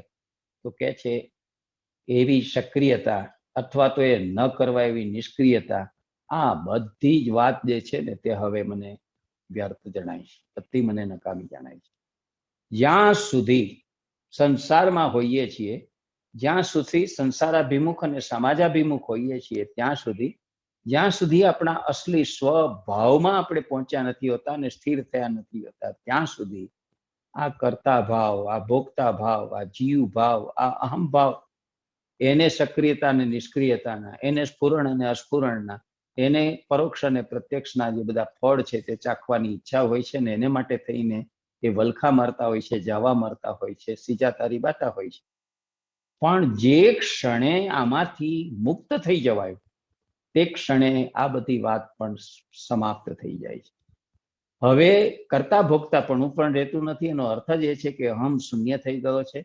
એનો અર્થ જ એ છે કે મહત્તત્વ છે તે પણ શાંત થઈ ગયું છે. એનો અર્થ એ છે કે જીવભાવ નષ્ટ થઈ ગયો છે. અને જો જીવભાવ નથી તો હવે સક્રિય રહેવાની કે નિષ્ક્રિય રહેવાની, આના સ્ફુરણની કે તેના સ્ફુરણની, પરોક્ષ કે પ્રત્યક્ષ એવા ફળને પામવાની કોઈ અપેક્ષા, કોઈ આશક્તિ આપણામાં રહેતી નથી. ક્વ લોક, ક્વ મુમુર્ક્ષુવા, ક્વ યોગી જ્ઞાનવાન, ક્વ વા ક્વ બદ્ધ, ક્વ ચ વા મુક્ત સ્વસ્વરૂપે અહમ દ્વયે. હવે જ્યારે આ સ્થિતિએ પહોંચ્યો છું ત્યારે તમારા ઉપદેશથી મને આ વસ્તુ સમજાણી છે કે અહમ રૂપ એટલે કે મારા પોતાપણાનું રૂપ અદ્વય સ્વસ્વરૂપમાં લોક ક્યાંથી અને મુમુક્ષુ ક્યાંથી, યોગી ક્યાં અને જ્ઞાની ક્યાં, બંધાયેલો ક્યાં અને મુક્ત ક્યાં. આવા બધા જડ ખ્યાલો તો જ્યાં સુધી આ સંસારમાં છીએ અને અજ્ઞાની છીએ ત્યાં સુધી રહેવાના છીએ. જેવા સ્વસ્વરૂપની અંદર આપણે સ્થિર થયા, જેવા આપણા પોતાના સ્વભાવમાં આપણે સ્થિર થયા, જેવો આપણો સ્વધર્મ અને સ્વકર્મ આપણને સમજાવ્યું ને ત્યારે આપણને ખ્યાલ આવશે કે નથી હું મુમુક્ષુ, નથી હું યોગી, નથી હું જ્ઞાની. આ બધા જે છે તે પણ બંધન કરનારા છે. જ્ઞાનનું પણ બંધન છે, યોગનું પણ બંધન છે, મોક્ષનું પણ બંધન છે. કારણ કે જ્ઞાન તમને જે છે તે મોક્ષ અપાવશે, યોગ તમને સિદ્ધિઓ અપાવશે અને મુમુક્ષાનો ભાવ છે તે તમને મુક્તિ અપાવશે. તો તમે આ મુક્તિ, કૃતિ, તમે આ ધાર્મિકતા, તમે આ નૈતિકતા, આવા બધા વળગણોથી ઘેરાયેલા જ રહેશો. એ વળગણોથી મુક્ત નહીં થઈ શકો અને એટલા માટે તમે બંધાયેલા રહેશો અને મુક્ત નહીં થઈ શકો. હવે મને સમજાય છે કે આ બધા પણ પડોજણો આપણે ઊભા કરેલા છે ને આપણે છોડવાના છે. આત્મા ઉપર પહોંચી ગયા પછી શું નૈતિક અને શું અનૈતિક, આત્મા ઉપર પહોંચી ગયા પછી શું ધાર્મિક અને શું અધાર્મિક, ત્યાં આપણે પહોંચી ગયા પછી, આપણા સ્વ સ્વરૂપના અનુસંધાન આપણે પામી ગયા પછી મુમુક્ષુપણાની વાત ક્યાંથી, યોગીપણાની વાત ક્યાંથી, જ્ઞાનીપણાની વાત ક્યાંથી, આ બંધન અને મુક્તિની વાત ક્યાંથી. હવે જે પામવાનું હતું એ તો આપણે પામી ગયા, જે પુરુષાર્થ કરવાનો હતો આપણે કરી લીધો, જે ફળ પ્રાપ્ત કરવાનું હતું એ ફળ તો પ્રાપ્ત થઈ ગયું ને તે કયું છે? સ્વરૂપ સાથે અનુસંધાન સાધવાનું. અનુસંધિત્સા આપણી ભાષાનો એક બહુ સુંદર શબ્દ છે. જેનાથી વિખૂટા પડ્યા છીએ તેની સાથે ફરી જોડાણ કરવું, ફરી એફિલિએટ થવું, ફરી સંયુક્ત થવું, ફરી યોગ રચવો, એને માટેની ઈચ્છા, એને આપણે અનુસંધિત્સા કહીએ છીએ. આવી અનુસંધિત્સા જાગૃત થઈ જાય અને આપણે સક્રિય થઈને, સક્ષમ થઈને એને સંતોષીએ ત્યારે આત્મા અને પરમાત્માનું જે એકત્વ સર્જાય છે, આપણી જાત અને પરમાત્મા, બ્રહ્મ સાથે એનું, એટલે કે જીવ અને બ્રહ્મનું સાયુજ્ય સર્જાય છે ત્યારે, આત્મા અને પરમાત્માનું સાયુજ્ય સર્જાય છે ત્યારે હવે આ બધા જ નકામા આપણને ખ્યાલો જણાય છે. જ્ઞાનનો ખ્યાલ, યોગનો ખ્યાલ, મુમુક્ષાનો ખ્યાલ, મુક્તિનો ખ્યાલ, બંધનનો ખ્યાલ, બધા જ આપણને છે તે નિરર્થક જણાય છે. કે એમ હવે સમજાય છે કે આપણે બંધનમાં હતા જ ક્યારે કે મુક્ત થવાનું હોય, આપણે અજ્ઞાની હતા જ ક્યારે કે આપણે જ્ઞાની થવાનું હોય, આપણે આ પ્રકારે સ્થૂળ હતા અને રજોટાયેલા કે મેલા હતા કે આપણે યોગી થવાનું હોય. આપણી નાડી શુદ્ધિ કરવાની, આપણી ચિત્ત શુદ્ધિ કરવાની, મન બુદ્ધિ ચિત્ત અને અહમની શુદ્ધિ કરવાની, એ બધા માટે યોગની જરૂર પડે. પણ હવે જરૂરત ક્યાં છે? કારણ કે આ બધું તો આપણે પામી ચૂક્યા છે. તો હવે આ ભૂમિકાએ પહોંચ્યા પછી આ બધી વસ્તુની નિરર્થકતા આપણને સમજાય છે. આ બધી વસ્તુ જે છે તેની અલ્પતા, તેની નિરર્થકતા, તેની વ્યર્થતા આપણને સમજાય છે અને આપણને ખ્યાલ આવે છે. કરે રે અત્યાર સુધી આપણે કુંભકર્ણ જેવી નિદ્રામાં હતા, અજ્ઞાનના ઘોર તમિશ્ર એવા ઘોર અજ્ઞાનની અંદર આપણે ખરેખર ગળા ડૂબ હતા અને આપણે એમાં જ ડબકા ખાઈ રહ્યા હતા. આપણને ખબર જ નહોતી કે સાચી વાત શું છે, સાચું સુખ શું છે, સાચો આનંદ શું છે, આપણને ખબર જ નહોતી. તો કે છે હવે આ ભૂમિકાએ પહોંચી ગયા પછી મનુષ્ય જ્યારે પોતે બાહ્ય જગતમાંથી પોતાની બધી વૃત્તિઓને આંતર જગત તરફ વાળીને મન બુદ્ધિ ચિત્ત એ બધા દ્વારા જ્યારે પોતાના ધર્મ ક્ષેત્રમાં પ્રવેશીને પોતાના નિજ સ્વરૂપમાં, પોતાના અસલી સ્વરૂપમાં, પોતાની આત્માની જે ભૂમિ છે તેને સુધી પહોંચે છે, ત્યારે શું થાય છે? ક્વ સૃષ્ટિ, ક્વ ચ સંહારઃ, ક્વ સાધ્યમ, ક્વ ચ સાધનમ, ક્વ સાધક, ક્વ સિદ્ધિર્વા સ્વસ્વરૂપે અહમ દ્વયે. આ કક્ષાએ પહોંચીએ ત્યારે આપણને સમજાય છે કે આ સૃષ્ટિ કેવી અને એનો સંહાર કેવો, આ સૃષ્ટિનું સર્જન ને એનો સંહાર, આ સૃષ્ટિની અંદર સાધ્ય શું છે અને સાધન શું છે, સાધક કેવો છે અને એને કેવી સિદ્ધિ મળે છે, આ બધી જ વાતો પૂરી થઈ જાય છે. આ બધી જ વાતો ત્યાં ખતમ થઈ જાય છે, આપણી સમાપ્ત થઈ જાય છે. કારણ કે આપણો જીવ ભાવ, આપણો અહમ ભાવ સમાપ્ત થઈ ગયો હોય છે અને આપણે આપણા પોતાના અસલી રૂપમાં, સ્વ સ્વરૂપમાં, સેલ્ફ સેમનેસમાં જ્યારે આપણે પહોંચી જાય છીએ ત્યારે આપણે માટે થઈને આ બધું પણ અર્થ વગરનું બની જાય છે. કઈ કઈ વસ્તુ? તો કે છે આ સૃષ્ટિ સ્થાવર અને જંગમ, જળ અને ચેતનની, અનેક પ્રકારના જીવોવાળી, અનેક પ્રકારના સત્વો અને તત્વોવાળી જે સૃષ્ટિ છે, એ ક્ષરાસર સૃષ્ટિ જે છે તે સૃષ્ટિ આપણા માટે ખતમ થઈ જાય છે. એનો સંહાર કરવાની વાત પણ આપણે ખતમ થઈ જાય છે. આ મારું સાધ્ય છે ને આ સાધ્ય સિદ્ધ કરવા માટેનું સાધન છે અને હું આ પ્રકારનો સાધક છું. આ મારી સાધના પ્રક્રિયા છે ને એના વડે જે છે તે હું આ પ્રયત્ન કરીને આ સિદ્ધિ પામવાનો છે, વાત પણ બધી સમાપ્ત થઈ જાય. આપણે ખરેખર જીવનમાં જોઈએ છીએ શું?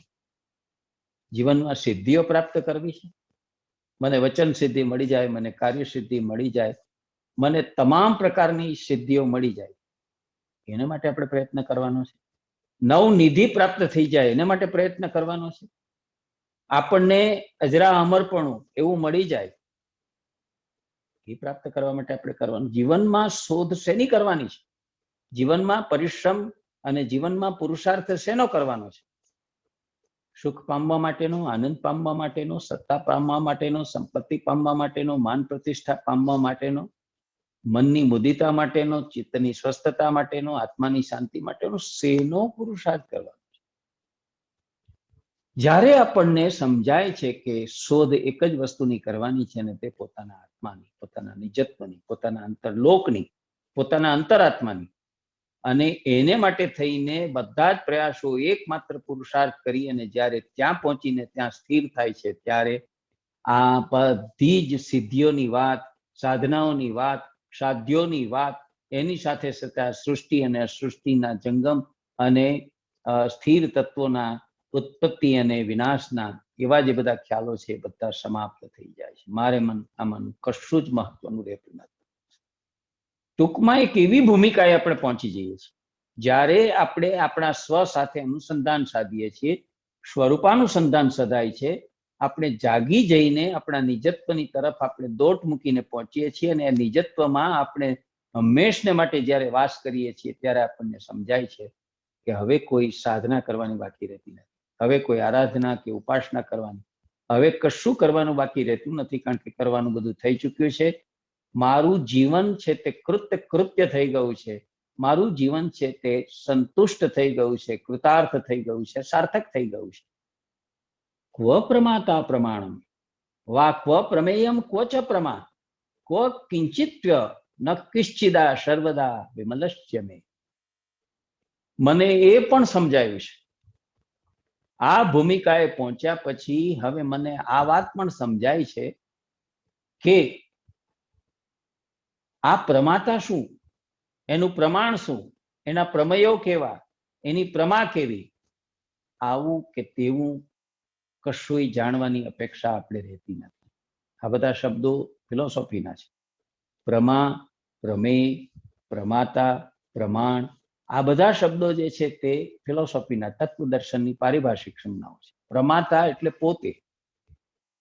એ પ્રમાતા એટલે પોતે શું કરવાનું હતું? તો પ્રમા એટલે જ્ઞાન મેળવવાનું હતું, સમજણ મેળવવાની હતી, અને એના વડે કોઈ પ્રમેય, એના વડે થઈને કોઈ એક વિચાર, કોઈ એક રહસ્ય, કોઈ એક પ્રવૃત્તિ એને સફળતાથી પુરવાર કરવાની હતી. અને બીજી બાજુ છે તે એનું પ્રમાણ છે તે સંસિદ્ધ કરવાનું હતું. આ બધી જ વાત છે તે હવે નકામી થઈ ગઈ. જ્યાં સુધી સંસારી છીએ, જ્યાં સુધી આવા મળ વિક્ષેપ અને આવરણથી ઘેરાયેલા છીએ, ત્યાં સુધી આપણે આ બધું કરવું પડે છે. વસ્તુનું પ્રમાણ સાચવવું પડે છે, એટલે કે વાણીનું પ્રમાણ, વિવેકનું પ્રમાણ, આચરણનું પ્રમાણ બધું સાચવવું પડે છે. આપણે શબ્દનું પ્રમાણ સાચવવું પડે છે. અને કોને પ્રમાણ માનીને આપણે ચાલીએ છીએ?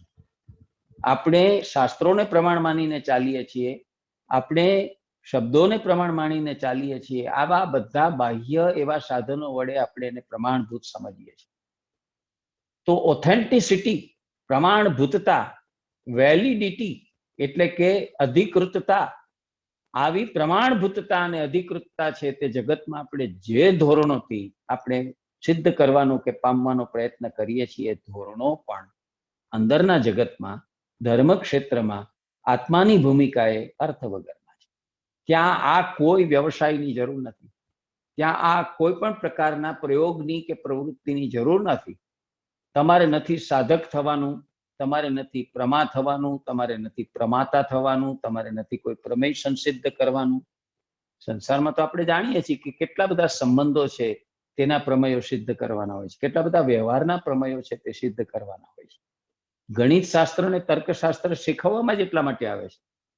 ગણિતમાં પ્રમેયના દાખલા આવે છે કે ત્રિકોણના ત્રણેય ખૂણાનો સરવાળો 180 અંશ થાય, સાબિત કરો. તો ત્રિકોણ તમે જ્યારે દોરો ત્યારે ગમે એટલું નાનું દોરો કે મોટું દોરો, પણ 3 બાજુ વાળું હોય અને એના 3 ખૂણા પડતા હોય, ત્રણેય ખૂણાનો સરવાળો 180 અંશ થાય, એ તમારે સાબિત કરવાનું હોય છે. તો જગત તો આપણી પાસે પ્રમાણો માગે છે, જગત આપણી સામે પ્રમેયો મૂકે છે. આપણે પ્રમાતા હોઈએ છીએ અને આપણે આપણી પ્રમા બુદ્ધિ વડે, આપણી સમજ વડે, આપણી અક્કલ હોશિયારી વડે આપણે એને સિદ્ધ કરી દેખાડવાના હોય છે. અને એમાં ને એમાં આખું આપણું જીવતર છે તે પૂરું થઈ જાય છે. એમાં ને એમાં આપણી જાતને, આપણી સમજને, આપણા જીવનને આપણે ખોપાવી દઈએ છીએ અને ખપાવી દઈએ છીએ. હાથમાં કશું આવતું નથી, કારણ કે આપણે ભૌતિક ભૂમિકાએ પ્રયોગ કરીએ છીએ, સ્થૂળતાથી પ્રયોગ કરીએ છીએ, અણસમજ સાથે કરીએ છીએ, આપણને ખબર જ નથી. જ્યારે આવી ચિત્તની શુદ્ધ અવસ્થાએ આપણે પહોંચીએ છીએ, જ્યારે આપણે નિજત્વમાં પહોંચીએ છીએ, જ્યારે આપણી અસલિયતમાં આપણે ખરેખર પહોંચતા હોઈએ છીએ, ત્યારે આ બધું જળહળ પ્રકાશ સાથે આપણને સમજાઈ જાય છે કે કઈ સાધના છે, કઈ સિદ્ધિ છે, શું સિદ્ધ કરવાનું છે, કઈ વાત પામવાની છે. કારણ કે હવે આપણો ક્રમ જે છે તે સફળતા અને સાર્થકતા પ્રાપ્ત કરવાનો હોતો નથી. સફળતા આપણને આ વસ્તુ સમજાણી કે મારી પાસે આત્મા છે ત્યાં મળી ગઈ, અને એ આત્મા સુધી પહોંચ્યા એટલે આપણે સાર્થકતા પણ મળી ગઈ. જે માણસ આ સમજે છે કે હું દેહ નથી, હું ઇન્દ્રિયો નથી, હું મન, બુદ્ધિ, ચિત્ત અને અહંકાર રૂપી અંતઃકરણ પણ નથી, હું નિરંજન, નિરાકાર, નિર્લેપ, નિર્ગુણ એવો અંતરાત્મા છું, એ જે લોકો સમજે છે એ વિજયી થઈ ચૂક્યા છે, એ જીવનમાં સફળ થઈ ચૂક્યા છે. અને એટલું સમજ્યા પછી પોતાના આચરણ દ્વારા એ પોતાના નિજત્વમાં કે પોતાના સ્વત્વમાં જ્યારે પહોંચે છે, ત્યારે એનું જીવન પણ સાર્થક થઈ જાય છે, કૃતાર્થ થઈ જાય છે. પછી એને કંઈ પામવાપણું, કંઈ સમજવાપણું, કંઈ શીખવાપણું કશું બાકી રહેતું નથી, કારણ કે જીવનનું અંતિમ ધ્યેય, જીવનનો અંતિમ ગોલ પણ એને સંસિદ્ધ કરી લીધેલું હોય છે. ક્વ વિક્ષેપ, ક્વ ચૈકાગ્ય, ક્વ નિર્બોધ, ક્વ મૂઢતા, ક્વ હર્ષ, ક્વ વિષાદો વા સર્વદા નિષ્ક્રિય મે. આ ભૂમિકાએ પહોંચ્યા પછી હવે સંપૂર્ણપણે હું નિષ્ક્રિય થઈ ગયો છું, કાંઈ કરવા પણ રહેતું નથી. શું કામ? કારણ કે મારા માટે થઈને સંસારમાં હતા એવા કોઈ વિક્ષોભો નથી, કોઈ વિક્ષેપો નથી. ત્યાં જે મારી એકાગ્રતા પ્રાપ્ત નહોતી થતી અને હું મારું ચિત્ત છે તે વ્યગ્રતામાં રહેતું હતું, એકાગ્ર થઈ જ નહોતું શકતું, એ પણ હવે રહ્યું નથી. ત્યાં જે પ્રકારનું જ્ઞાન પ્રાપ્ત કરવા માટે અહીં ત્યાં ભટકવું પડતું હતું તે જ્ઞાનની ભૂમિકા પણ રહી નથી. મૂઢતા મારામાં જે હતી એ મૂઢતા તો એવી ને એવી રહી હતી, એમાંથી મુક્ત નહોતો થઈ શક્યો. હર્ષ કેવો અને શોક કેવો હવે મને સમજાય છે કે આ બધા જ આપણે જે સાંસારિક ભાવો, સાંસારિક મનોદશાઓ, સાંસારિક વિચારો, આદર્શો, આચારો, આ બધું જે કરતા હતા એ બધું જ ક્ષુલ્લક હતું. એ બધું જ છે તે અપર્યાપ્ત હતું. સાચું જ્ઞાન આપનારું, સાચી સમજ આપનારું, સાચો ખ્યાલ આપનારું આમાંનું કશુંય નહોતું. આ વાત મને સમજાય છે. એટલે કે છે હંમેશા નિષ્ક્રિય એવા મારા માટે હવે કોઈ વિક્ષેપ પણ રહ્યો નથી, કોઈ એકાગ્રતાની જરૂર નથી રહી. જ્ઞાનની કે મૂઢતાની અવસ્થા મારી છે તે દૂર થઈ ગઈ છે, અને એને કારણે મારામાં કોઈ રાગદ્વેષ નથી ને રાગદ્વેષ નથી માટે સુખ દુઃખનો કે હર્ષ શોકનો હું અનુભવ કરતો નથી.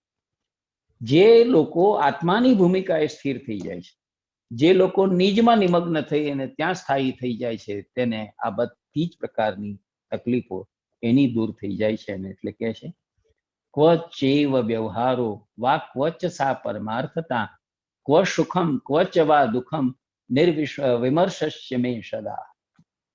હવે મને આ જ્ઞાન પ્રાપ્ત થયા પછી સમજાય છે, મારી અસલિયતમાં દાખલ થયા પછી મને સમજાય છે કે હંમેશ વિચાર રહિત એવા મારા માટે સંસારનો આ વ્યવહાર કેવો, આ પરમાર્થ કેવો, આ સુખ કેવું, આ દુઃખ કેવું.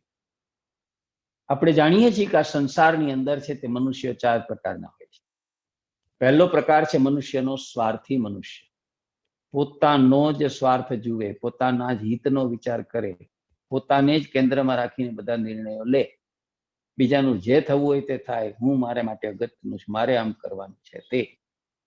એટલે કે પોતે તક સાધુ હોય છે, ગણતરીબાજ હોય છે, અને એની ગણતરી પોતાને ફાયદો કરવાની હોય છે. તો એવા મનુષ્યને આપણે સ્વાર્થી કહીએ છીએ. સ્વ અર્થે જ જીવે છે, પોતાના માટે જ જીવે છે, પોતાનું ભલું, પોતાનું કલ્યાણ, પોતાનું સુખ જેમાંથી નીપજે, પોતાનો આનંદ જેમાંથી નીપજે, બસ એવું કર્યા કરે. એવા લોકો સ્વાર્થી છે. કેટલાક લોકો બીજાના દુઃખ દર્દને સમજી શકે છે, બીજાની પીડા વેદનાને સમજી શકે છે, એને સહાય કરવા માટે થઈને સહૃદયતાથી, તત્પરતાથી પ્રવૃત્ત થાય છે, સંવેદન અનુભવે છે.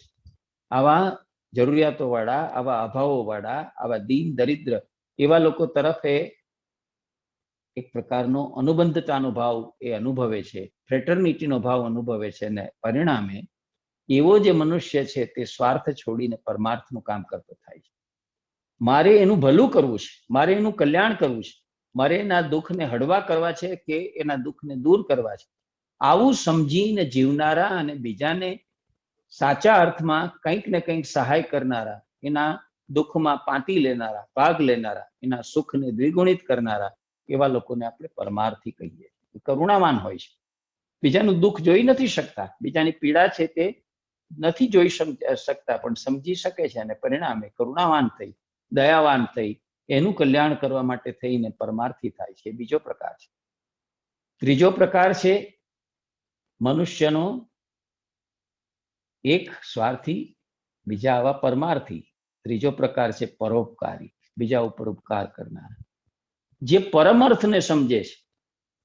જનતા જનાર્દન તે જ દરિદ્ર નારાયણ છે.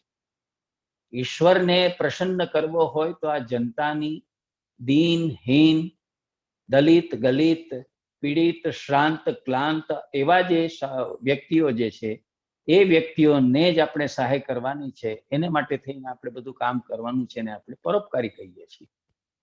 તો આવા પરોપકારી હોય છે એમની એ પરમાર્થી હોય છે, સ્વાર્થી નથી હોતા. પોતાનો સ્વાર્થ બાજુ ઉપર રાખીને, પોતાના ભલાની વાત, કલ્યાણની વાત બાજુ ઉપર રાખીને, બીજાના કલ્યાણની, બીજાના સુખની, બીજાના આનંદની વાત જે વિચારે છે તે પરમાર્થી છે. અને બીજાને એવો આનંદ આપવા માટે, એવું સુખ આપવા માટે, એવું સાચું એને જીવન તત્વ આપવા માટે થઈને એવી સગવડો ઊભી કરવા માટે જે પ્રયત્ન કરે છે તે પરોપકારી છે. પણ ચોથા પ્રકારના મનુષ્ય આ જગતમાં એવા છે કે જે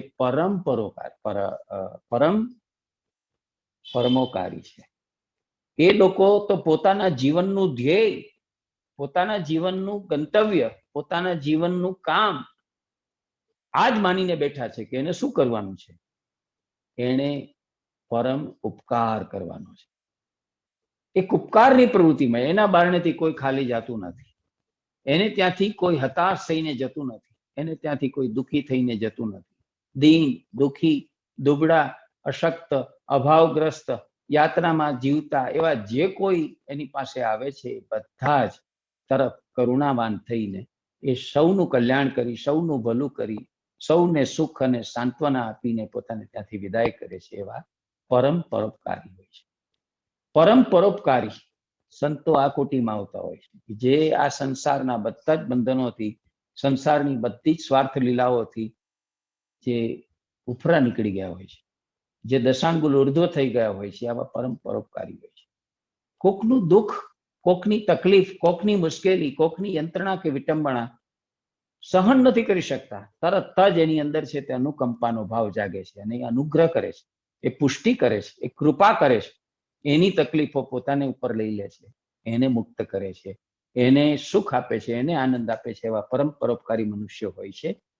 આવા 4 પ્રકારના મનુષ્યો જે જગતમાં આપણે જોઈએ છીએ, ચારેયથી ઉફરા, ચારેયથી જુદા જ્યારે આત્માની સ્થિતિ ઉપર આપણે પહોંચી જઈએ છીએ ત્યારે હવે આ જગતની કા સંસારની કોઈ ગતિવિધિ, કોઈ સ્થિતિગતિ, કોઈ ક્રિયા પ્રક્રિયા, કોઈ પ્રતિક્રિયા કે કોઈ પ્રત્યાઘાતો આપણને અસ્વસ્થ કરી શકતા નથી, આપણને વિક્ષેપમાં નાખી શકતા નથી, અને એને કારણે છે તે આપણે દુઃખી પણ થતા નથી, આપણે નથી મૂઢ, નથી મૂર્ખ રહી શકતા, નથી સુખ દુઃખ અનુભવતા, નથી હર્ષ શોક અનુભવતા. આપણે કોઈ વિક્ષેપને બદલે હવે એકાગ્ર થઈને જીવી શકીએ છીએ, અને હવે આપણે જે છે તે આનંદની અને સુખની અવસ્થામાં જીવી શકીએ છીએ. ક્વચેશ વ્યવહારો, ક્વચ સા પરમાર્થતા, ક્વ સુખમ ક્વચ વા દુઃખમ નિર્વિમર્શ્ય મે સદા. આવી અવસ્થાએ, એટલે કે આવી વિચાર રહિત જે ક્ષણે તમે આ સ્થિતિએ પહોંચો છો તે ક્ષણે તમારું મન છે એનો નાશ થઈ જાય છે. મન એટલે વિચારોની સાંકળ, વિચારોનો સતત વહેતો પ્રવાહ. એ પ્રવાહ જ બંધ થઈ જાય છે, એ પ્રવાહ અટકી જાય છે અને તમે વિચાર રહિત, વિચાર શૂન્ય થઈ જાઓ છો. એવી ભૂમિકાએ જ્યારે પહોંચો છો ત્યારે તમારા માટે હવે કોઈ સંસારના વ્યવહારો રહેતા નથી, અને સંસારમાં પરમાર્થતા કરવા માટે ના પણ તમારે કોઈ પ્રયત્નો કરવાના રહેતા નથી. કોઈના સુખ દુઃખ જે છે તે પણ તમને સ્પર્શતા નથી, કારણ કે તમે આત્મવાન, આત્મ સ્વરૂપ, આત્મવિદ, આત્મસ્થિત થઈ ચૂક્યા છો, અને એને પરિણામે તમને કશું સ્પર્શતું નથી. આત્મા તો કેવળ સાક્ષી છે, આત્મા કેવળ તટસ્થ છે. આત્માને કોઈ વસ્તુ સ્પર્શતી નથી, આત્મા કશું ગ્રહણ કરતો નથી, નહીં સુખને, નહીં દુઃખને, નહીં હર્ષને, નહીં શોકને, નહીં આકાંક્ષાઓ, તૃપ્તિઓ, નહીં તૃપ્તિઓ, નહીં તૃષ્ણાઓ, કોઈ વસ્તુ એને સ્પર્શતી નથી. એટલે તમે એનાથી બધાથી મુક્ત થઈ જાઓ છો.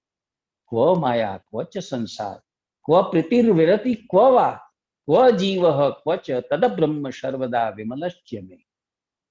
કેટલી મોટી વાત કરે છે અષ્ટાવક્ર મુનિ, અને સમજાવે છે કે આપણે આ ભૂમિકાએ પહોંચીએ છીએ ત્યારે એવા નિર્મળ થઈ જઈએ છીએ, આપણા શરીરથી, આપણી સમજથી, આપણા મન બુદ્ધિ ચિત્તથી આપણે એવા નિર્મળ થઈ જઈએ છીએ કે આપણા માટે માયા ક્યાં અને સંસાર ક્યાં, પ્રીતિ શું અને અપ્રીતિ શું, જીવ ક્યાં અને બ્રહ્મ શું, એ બધા ભેદો પણ સમાપ્ત થઈ જાય. અત્યાર સુધી આપણે આવા દ્વંદ્વોમાં રાજતા હતા, આવી ગેરસમજોમાં અને આવા અજ્ઞાનમાં રાજતા હતા, પણ હવે નિર્મળ થઈ ચૂક્યા પછી, જ્યારે આપણી મતિ નિર્મળ થઈ ગઈ છે, જ્યારે આપણી નાડી શુદ્ધ થઈ ગઈ છે, આપણું અહમ છે તે શૂન્ય થઈ ચૂક્યું છે, આપણે આપણા કર્મો શુદ્ધ થઈ ચૂક્યા છે, આપણી સમજ જે છે તે સદોદિત થઈ ચૂકી છે, એવી અવસ્થામાં પછી આપણા માટે થઈને આ સંસાર, આ સંસારના મોહમાયા, આ સંસારની પ્રીત, આ સંસારનો સ્નેહ, આ સંસારની અહંતા, મમતા કાંઈ આપણા માટે રહેતું નથી. હું જીવ છું કે બ્રહ્મ છું એવો ભેદ પણ આપણા મનમાં રહેતો નથી. આપણે પોતે બ્રહ્મા સ્વાદ, એવો સ્વાદ લઈ શકીએ છીએ. આપણે પોતે બ્રહ્મમય થઈ જઈએ છીએ, અને પછી ત્યાં સંસાર ટકતો નથી. સંસારની આસના વાસના, સંસારની આસક્તિઓ, સંસારના આ પ્રકારના અહંકારો, સંસારના આ પ્રકારના અભિનિવેશો, સંસારના આ પ્રકારના પ્રશ્નો, બંધનો, કર્મો કશું રહેતું નથી. એવી સ્થિતિમાં આવીએ છીએ. ક્વ પ્રવૃત્તિ નિવૃત્તિ વા, ક્વ મુક્તિ ક્વ ચ બંધનમ, કુટસ્થ નિર્વિભાગસ્ય સ્વસ્થસ્ય મમ સર્વદા. આ કક્ષાએ પહોંચ્યા પછી હંમેશા આપણે પર્વતની જેમ અચળ થઈ જઈએ છીએ. વિભાગ રહિત એટલે ખંડિત પણ રહેતા નથી, અખંડ થઈ જઈએ છીએ. સ્વસ્થ એવા મારા માટે પ્રવૃત્તિ શું અને નિવૃત્તિ શું, મુક્તિ શું અને બંધન શું.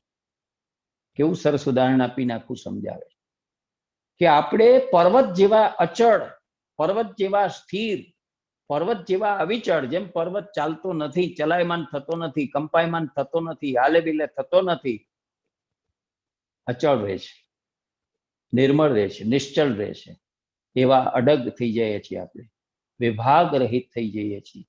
એટલે કે હવે આપણે આ કામ કરવાનું છે ને તે કામ કરવાનું છે, મારી ભૂમિકા આ છે ને મારી ભૂમિકા આ નથી, એવા બધા આવા વિભેદોમાંથી, આ પ્રકારના ખંડોપખંડમાંથી, આ પ્રકારની આંશિકતાઓમાંથી આપણે મુક્ત થઈ જઈએ છીએ. અને સંપૂર્ણપણે એને કારણે આપણે સ્વસ્થ, સ્વમાં સ્થિર જ્યારે થઈ જઈએ છીએ ત્યારે હવે આપણા માટે કોઈ પ્રવૃત્તિ કે નિવૃત્તિની વાત, કોઈ મુક્તિ કે બંધનની વાત રહેતી નથી. આ બધા પ્રકારના જે ખ્યાલો છે તે ઉપરચોટિયા બની જાય છે. સંસારમાં પણ ઉપરચોટિયા છે, પણ આપણે અજ્ઞાનને કારણે સમજતા નથી. જ્યારે જ્ઞાની થઈ જઈએ છીએ, જ્યારે આવા આત્મજ્ઞાની થઈ જઈએ છીએ, આત્મામાં આપણે જીવીએ છીએ, ત્યારે આવું પણ કશું પણ બચતું નથી. અને એટલે કે છે ક્વોપદેશ, ક્વો વા શાસ્ત્રમ, ક્વો શિષ્ય, ક્વચ વા ગુરુ, ક્વો ચાસ્તિ પુરુષાર્થો વા નિરુપાધે શિવસ્ય મે. ત્યારે ઉપાધિ રહિત અને કલ્યાણ રૂપ થઈ ચૂકેલા આપણે, આપણા માટે થઈને હવે કોઈ ઉપદેશ બાકી રહેતો નથી, કોઈ શાસ્ત્ર ઉપદેશ આપવા વાળું રહેતું નથી, કોઈ શિષ્યપણું આપણું રહેતું નથી, કોઈ ગુરુ આપણે જોઈતા નથી, અને કોઈ મોક્ષ નામનો પુરુષાર્થ પણ આપણા માટે કરવા પાત્ર રહેતો નથી. બધું છૂટું જાય. ક્યારે છૂટે છે? નિજમાં નિમગ્ન થઈએ ત્યારે, આત્મામાં સ્થિત થઈએ ત્યારે, સાચું કલ્યાણ રૂપ આપણે જ્યારે પ્રાપ્ત કરી લઈએ છીએ. આવી ઉન્મની ભૂમિકાએ, આવી તુર્ય અવસ્થામાં, આવી ગુણાતીત ભૂમિકાએ જ્યારે આપણે પહોંચી જઈએ છીએ ત્યારે આપણા માટે પછી શાસ્ત્રો કે એના ઉપદેશની કોઈ આવશ્યકતા રહેતી નથી. ગુરુ શિષ્ય પરંપરાની કે એના તત્વબોધની કે એના અમૃત વચનોની આવશ્યકતા રહેતી નથી. અને મોક્ષ જેવા પુરુષાર્થને માટે થઈને પરિશ્રમ કરવાની પણ આવશ્યકતા રહેતી નથી. ક્વ ચાસ્તિ, ક્વચ નાસ્તિ, ક્વાસ્તિ ચૈકમ ક્વચ દ્વયમ બહુનાત્ર વિમુક્તેન કિશ્ચિનોસ્તિષ્ઠે મમઃ.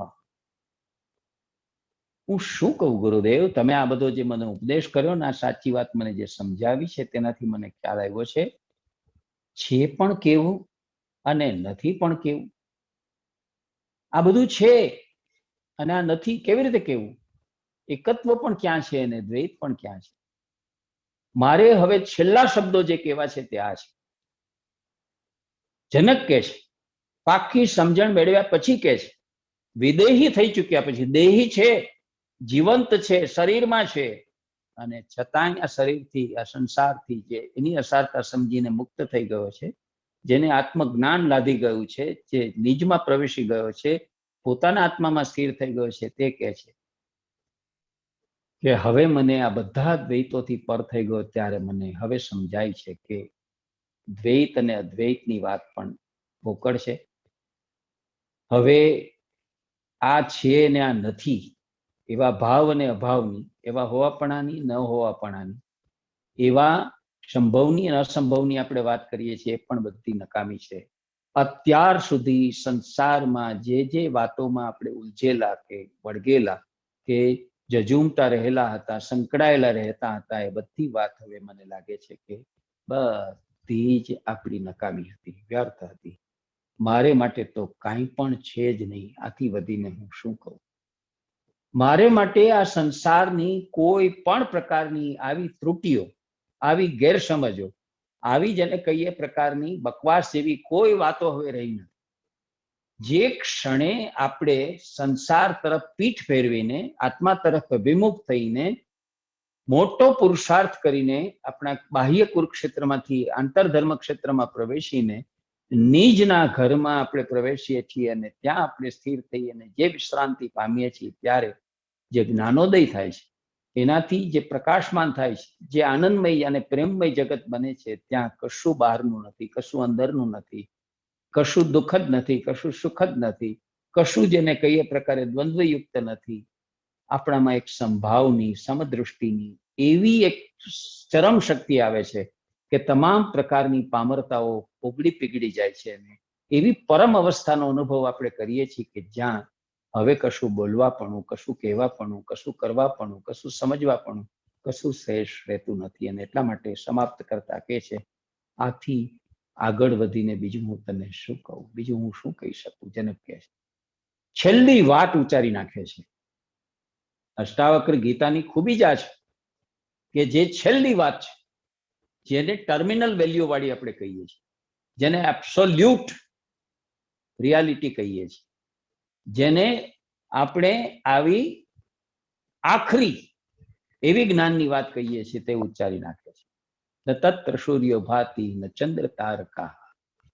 ઉપનિષદો જે વાત આ રીતે કહેતા હતા રૂપકની અંદર, કે જ્યાં સૂર્ય નથી, ચંદ્ર નથી, તારાઓ પણ જ્યાં પ્રકાશતા નથી, અને તેમ છતાં આત્મદીપની જ્યોત એવી જળહળ પ્રકાશે છે કે જેને કારણે બધું જ પ્રકાશમય છે, જેને કારણે ક્યાંય અજ્ઞાન રહ્યું નથી, જેને કારણે અંધકાર રહ્યો નથી, જેને કારણે કોઈ કિલમિસ્તાઓ રહી નથી, કોઈ કષાયો રહ્યા નથી, અને આપણે જ્ઞાનમય, પ્રેમમય, કરુણામય થઈને આખી વસ્તુ જે છે તેમાં આપણે પરમની સ્થિતિમાં, પરમ અવસ્થામાં, પરમ આનંદની, પરમ સુખની, પરમ તૃપ્તિની એવી અવસ્થામાં આપણે પહોંચી ગયા હોઈએ છીએ. ત્યાં પછી મૌન થઈને અટકી જવું એમાં જ સ્વારસ્ય છે.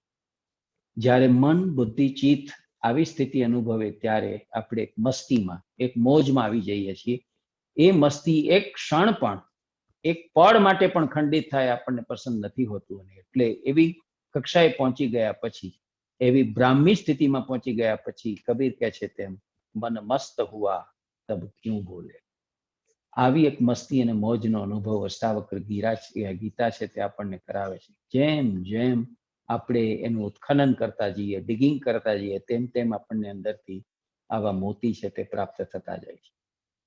આ અષ્ટાવક્ર ગીતા શું છે, એમાંથી આપણને કયા મોતી, કઈ ઝવેરાત પ્રાપ્ત થઈ છે, અને કયું સાચું જ્ઞાન અને સાચી સમજ પ્રાપ્ત થઈ છે, એની વાત આપણે આવતીકાલે કરીશું. અને એની સાથે આપણા 15 દિવસના સત્સંગનું પણ સમાપન કરીશું. આજનો સત્સંગ આપણે, આપણો સમય થઈ ગયો હોવાથી અહીંયા સમાપ્ત કરીએ છીએ શાંતિ પાઠની સાથે. ઓમ પૂર્ણમદઃ પૂર્ણમિદં પૂર્ણાત પૂર્ણમુદચ્યતે પૂર્ણસ્ય પૂર્ણમાદાય પૂર્ણમેવાવશિષ્યતે. ઓમ શાંતિ શાંતિ શાંતિ. ॐ शान्ति शान्ति